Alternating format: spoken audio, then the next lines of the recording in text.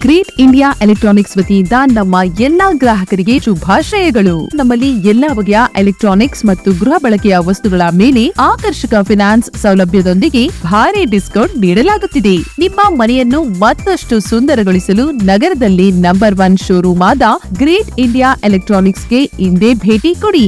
ಗುಣಮಟ್ಟದ ವಸ್ತುಗಳು, ಉತ್ತಮ ಸೇವೆ, ರಿಯಾಯಿತಿ ದರಗಳು. ಇಂದೇ ಭೇಟಿ ಕೊಡಿ. ಗ್ರೇಟ್ ಇಂಡಿಯಾ ಎಲೆಕ್ಟ್ರಾನಿಕ್ಸ್, ಅಮೀರ್ ಬಾಬಾ ದರ್ಗಾ ಹತ್ತಿರ, ದಿಬ್ಬೂರ್ಹಳ್ಳಿ ರಸ್ತೆ, ಸಿಡ್ಲಘಟ್ಟ. ಕರೆ ಮಾಡಿ 8861043315. ಜಂಗಮಕೋಟೆ ಕೆಐಎಡಿಬಿ ರೈತಪರ ಹೋರಾಟ ಸಮಿತಿಯಿಂದ ಮನವಿ. ಕಾನೂನು ಸುವ್ಯವಸ್ಥೆ ಕಾಪಾಡಲು ಆಗ್ರಹ.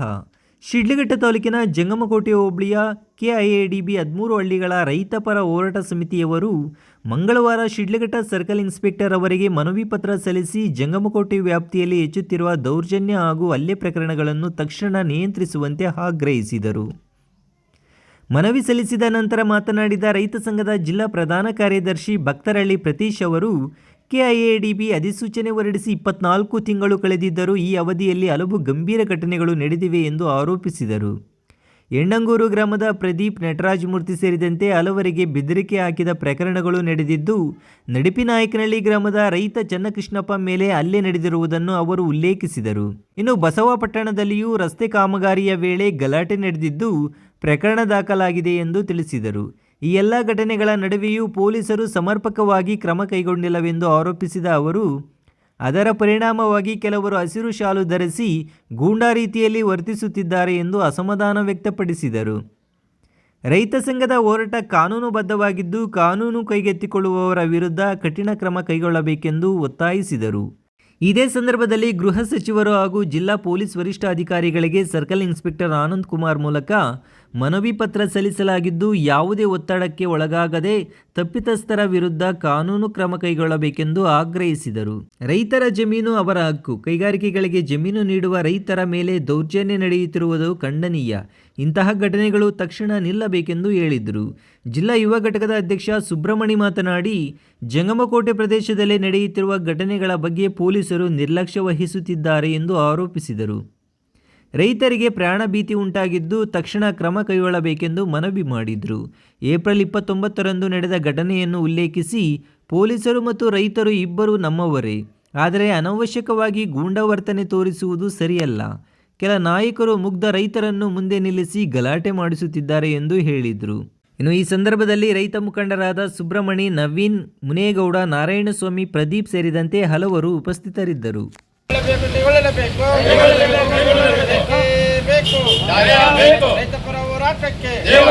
ಶಾಲೆ ಹಾಕೊಂಡಿರ್ತಕ್ಕಂಥ ಬೇರೇಗೌಡರು ಏನು ಒಂದು ಜಮಕೋಟೆ ಕ್ರಾಸಲ್ಲಿ ಹೇಳ್ತಾರೆ, 75 ವರ್ಷದ ಮುದುಕ ಫೋನ್ ಪುಡಿ ಮಾಡಿದ ಆನೇಕಲ್ನಲ್ಲಿ ಅಂತೇಳಿ ಒಂದು ಮಾತನ್ನು ಹೇಳ್ತಾರೆ.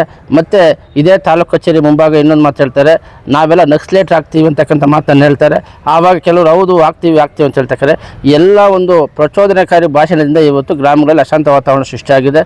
ಹಾಗಾಗಿ ಇವತ್ತು ರೈತರು ನಾವು ಇವತ್ತು ಶಾಂತಿ ನೆಲೆಸಬೇಕು.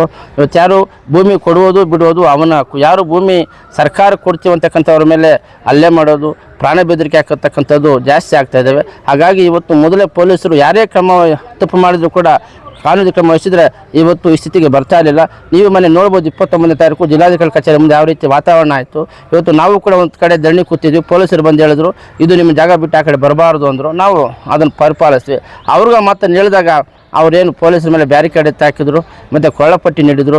ಇವತ್ತು ಇಡೀ ಸಾಮಾಜಿಕ ಜಾಲತಾಣಗಳಲ್ಲಿ ಒಂದು ವೈರಲ್ ಆಗಿ ಇವತ್ತು ಸುದ್ದಿ ಪ್ರಸಾರ ಆಗ್ತಾ ಇದೆ.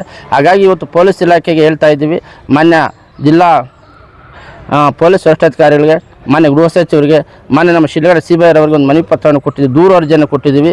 ಕಾನೂನು ಚೌಕಟ್ಟಿನಲ್ಲಿ ಯಾರೇ ಕಾನೂನು ಭಂಗ ತಂದರೆ, ಕಾನೂನು ಸುವ್ಯವಸ್ಥೆಗೆ ಹಾಳಾದರೆ ಅವರ ಮೇಲೆ ಇಮಿಡಿಯೇಟ್ ಕಾನೂನು ಕ್ರಮ ಜರುಗಿಸಬೇಕು ಅಂತೇಳಿ ಒಂದು ಮನವಿ ಪತ್ರವನ್ನು ಹೋರಾಟದ ಮೂಲಕ ಇವತ್ತು ಸರ್ಕಲ್ ಇನ್ಸ್ಪೆಕ್ಟರ್ಗೆ ಕೊಟ್ಟಿದ್ದೀವಿ ಸರ್. ಇವತ್ತು ಭಕ್ತಳ್ಳಿ ಬೇರೇಗೌಡರು ಯಾಕಂದರೆ ಇವತ್ತು ಪ್ರಚೋದನಕಾರಿ ಭಾಷಣವನ್ನು ಮಾಡ್ತಾ ಇದ್ದಾರೆ. ಒಂದು ಕಡೆ ತಾಲೂಕು ಕಚೇರಿ ಮುಂದೆ ಸಾರ್ವಜನಿಕವಾಗಿ ಮಾಡಿರ್ತಕ್ಕಂಥದ್ದು ಎಲ್ಲ ಆಡಿಯೋಗಳು ವೈರಲ್ ಆಗಿದೆ. ಏನು ನಾವು ನಕ್ಸಲೇಟ್ ಆಗ್ತೀವಿ ಅಂತಕ್ಕಂಥ ಒಂದು ಪದವನ್ನು ಬಳಸಿದ್ದಾರೆ. ಎರಡನೇದಾಗಿ ಜಮಕೋಟೆ ಕ್ರಾಸಲ್ಲಿ ಆನೇಕಲ್ನಲ್ಲಿ 75 ವರ್ಷದ ಮುದುಕ ಥ್ರೋನ್ ಪುಡಿ ಮಾಡ್ದ ಅಂತಕ್ಕಂಥ ಮಾತನ್ನು ಹೇಳಿದ್ದಾರೆ. ಈ ಎಲ್ಲ ಮಾತುಗಳಿಗೆ ಪ್ರೇರೇಪಿತರಾಗಿ ಯಣ್ಣಂಗೂರು ಗ್ರಾಮ ಬಸವಪಟ್ಟಣದ ಭರತ್, ಲೆಫ್ಟಿನೆಂಟ್ ಅಜಿತ್, ದೇವರಾಜು ಈ 3 ಜನ ಇಡೀ ಸಮಾಜದ ಶಾಂತಿ ವ್ಯವಸ್ಥೆ ಹಾಳು ಮಾಡ್ತಾ ಇದ್ದಾರೆ. ಯಾಕಂದರೆ ಅದಕ್ಕೆ ಮೂಲ ಕಾರಣ ಬೈರೇಗೌಡರು. ಇವತ್ತು ಹೋರಾಟ ಮಾಡಲಿ, ಭೂಮಿ ಅವನ ಹಕ್ಕು, ಕೊಡೋದು ಬೀಳೋದು ಅವ್ರು ಸೇರಿದ್ದು. ಇವತ್ತು 2823 ಎಕರೆಯಲ್ಲಿ ಇವತ್ತು ಸರ್ಕಾರ ರೈತರು ತೊಗೊಳ್ತಾ ಇರೋದು ಕೇವಲ 545 ಎಕರೆ ಮಾತ್ರ.